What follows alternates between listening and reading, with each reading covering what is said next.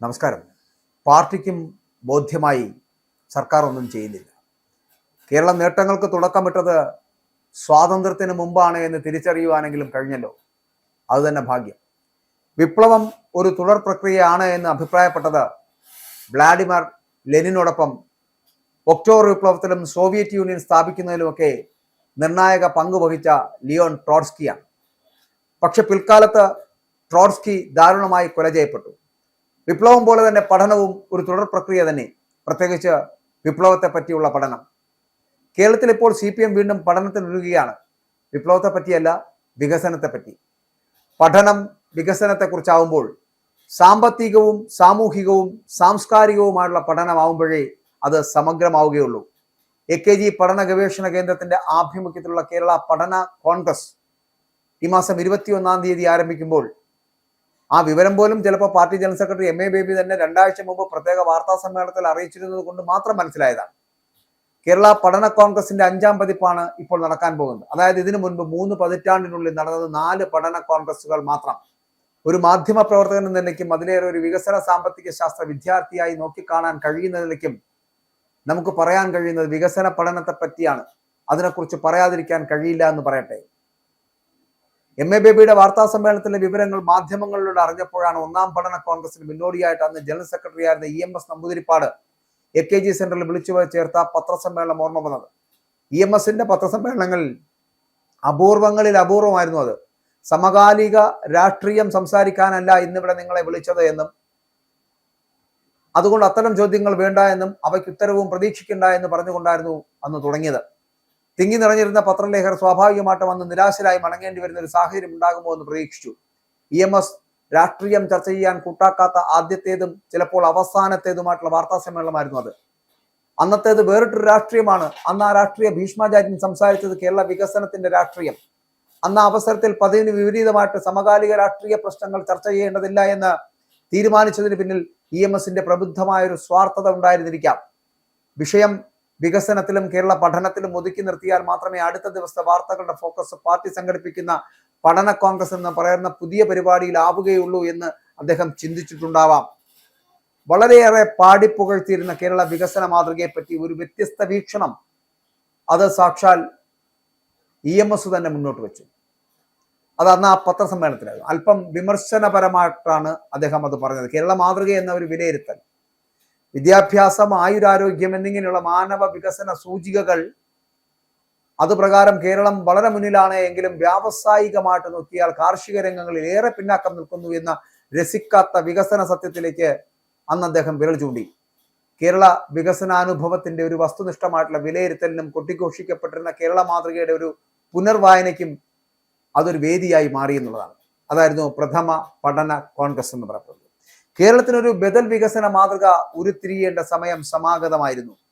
ആദ്യ പരീക്ഷണം എന്ന നിലയ്ക്ക് 1994 നടന്ന 1ാം കേരള പഠന കോൺഗ്രസിന് ചില പോരായ്മകളും പാളിച്ചകളും ഉണ്ടായത് സ്വാഭാവികമാണ്. പക്ഷേ പിന്നെയും സംഘടിപ്പിക്കപ്പെട്ടു 3 പഠന കോൺഗ്രസുകൾ, 2005-ലും 2011-ലും പിന്നെ 2016-ലും. അപ്പോൾ പ്രതീക്ഷയ്ക്ക് വിരുദ്ധമായിട്ട് ആദ്യത്തിൽ നിന്ന് അത്ര വ്യത്യസ്തമായിരുന്നില്ല. അവ 3ഉം ഇനി ഉറ്റുനോക്കുന്നത് ഒരു പതിറ്റാണ്ടിന്റെ സംഭവ ബഹുലമായിട്ടുള്ള ഇടവേളയ്ക്ക് ശേഷം നടക്കാൻ പോകുന്ന 5ാം പഠന കോൺഗ്രസിലേക്കാണ് ഇപ്പോഴത്തെ ഫോക്കസ് എന്ന് പറയപ്പെടുന്നത്. സാമ്പത്തിക സാമൂഹിക സാഹചര്യം ഒട്ടേറെ മാറിക്കഴിഞ്ഞിരിക്കുന്ന അല്ലെങ്കിൽ മാറി മറിഞ്ഞിരിക്കുന്ന കേരളം ഇനി എങ്ങോട്ട്, എങ്ങനെ എന്നതാണ് ഇവിടെ ഉയരേണ്ട ചോദ്യം എന്ന് പറയപ്പെടുന്നത്. വാസ്തവത്തിൽ കേരളം എന്ന അഭിമാനം കൊള്ളുന്ന നേട്ടങ്ങൾക്ക് തുടക്കമിട്ടത് ഈ പറയുന്ന രാഷ്ട്രീയ പാർട്ടികൾ ആരുമല്ല. സ്വാതന്ത്ര്യത്തിന് മുമ്പ്, ജനായത്ത സർക്കാരുകളുടെ കാലത്തിന് മുമ്പാണ്.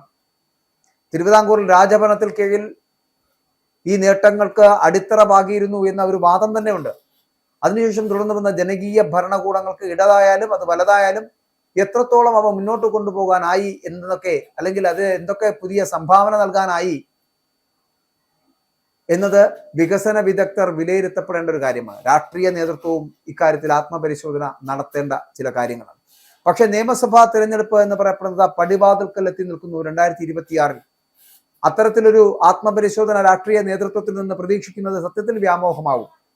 കേരളം യഥാർത്ഥത്തിൽ ഇന്ന് നേരിട്ടുകൊണ്ടിരിക്കുന്നത് ഡെവലപ്മെന്റ് ഡിലേമ എന്ന് വിശേഷിപ്പിക്കപ്പെടുന്ന, അല്ലെങ്കിൽ അത്തരത്തിൽ വിശേഷിപ്പിക്കപ്പെടാവുന്ന ഒരു അവസ്ഥയാണ്. വികസന ആവശ്യങ്ങൾ അനുദിനം വർദ്ധിക്കുകയും അവ നേടിയെടുക്കുന്നതിനുള്ള വിഭവ സ്രോതസ്സുകൾ ശോഷിക്കുകയും ചെയ്യുന്ന ഒരവസ്ഥ.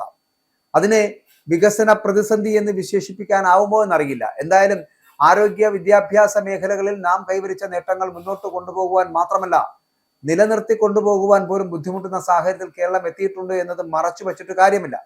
വിദേശ മൂലധനം ഇടതുപക്ഷത്തിന് പോലും സ്വീകാര്യമായി മാറുന്നത് ഒരുപക്ഷെ ഈ സാഹചര്യത്തിലാണ്. അതേ അവസരത്തിൽ അല്പം പ്രത്യാശയ്ക്ക് വക നൽകുന്ന ഒരു പ്രസ്താവന എന്ന് പറയപ്പെടുന്ന 5ാം പഠന കോൺഗ്രസിന്റെ സംഘാടകരിൽ നിന്നുണ്ടായത് ആശ്വാസകരമാണ് എന്ന് കൂടി പറയട്ടെ. അതായത് വികസന രംഗത്തെ കേരളത്തിന്റെ വെല്ലുവിളികൾ അഭിമുഖീകരിക്കുവാൻ ഇന്നൊരു രാഷ്ട്രീയ കക്ഷിക്കോ ഒരു മുന്നണിക്കോ ഒറ്റയ്ക്ക് സാധിക്കില്ല എന്നും അതിന് കൂട്ടായിട്ടുള്ള പരിശ്രമവും കൂട്ടുത്തരവാദിത്വവും വേണമെന്നുമാണ് സംഘാടകർ അഭിപ്രായപ്പെടുന്നത് എന്നാണ്. ഇത് പ്രത്യാശ ഉയർത്തുന്ന ഒരു കാര്യമാണ്.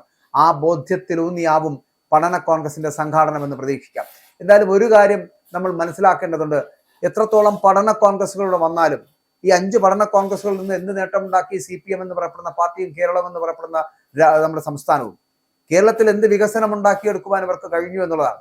അവസാനം പാർട്ടി പോലും സമ്മതിക്കുകയാണ് ഇവിടെ വികസനങ്ങൾ ഉണ്ടായിട്ടില്ല, ഉണ്ടായിട്ടുണ്ടെങ്കിൽ ആ വികസനങ്ങളെല്ലാം സ്വാതന്ത്ര്യത്തിന് മുമ്പ് ഉണ്ടായിട്ടുള്ള രാജകീയ ഭരണത്തിന്റെ സംവിധാനങ്ങളിലൂടെ ഉണ്ടാകപ്പെട്ടതാണ്. അതിനുശേഷമുള്ള ജനായത്ത സംവിധാനങ്ങൾ അതിനെ അനുവർത്തിച്ചു വരികയായിരുന്നു എന്നുള്ളതാണ്.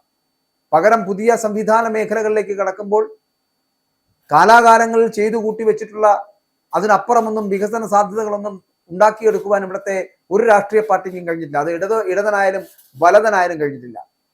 ഭരിച്ചുകൊണ്ടിരിക്കുന്ന പാർട്ടിക്ക് എത്രത്തോളം വികസനം ഉണ്ടാക്കാൻ കഴിഞ്ഞു എന്നുള്ളത് ചിന്തിക്കണമെങ്കിൽ അവർ ഈ ഭരണത്തിൽ നിന്ന് അകന്നു നിൽക്കണം. അതിനുശേഷം മാത്രമായിരിക്കണം അവർ ചിന്തിക്കുക നമ്മൾ എന്ത് നേട്ടമാണ് ഇവിടെ നേടിയെടുത്തത് എന്ന്. അങ്ങനെ ചിന്തിക്കാൻ കഴിയാത്തിടത്തോളം കാലം ഒരു രാഷ്ട്രീയ പാർട്ടിക്കും കേരളത്തിനെ എന്നല്ല ഒരു രാജ്യത്തിനെയും വികസനത്തിലേക്ക് നയിക്കുവാൻ കഴിയില്ല.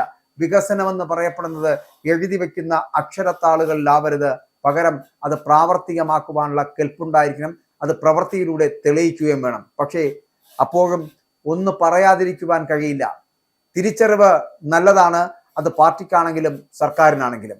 ഇപ്പോൾ പാർട്ടിക്കും ബോധ്യമായി കഴിഞ്ഞിരിക്കുന്നു സർക്കാർ വികസനമെന്ന് പറയുന്നതല്ലാതെ ഒന്നും ചെയ്യുന്നില്ല എന്ന്.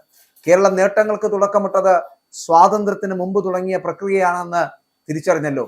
രക്ഷപ്പെട്ടു കേരളം.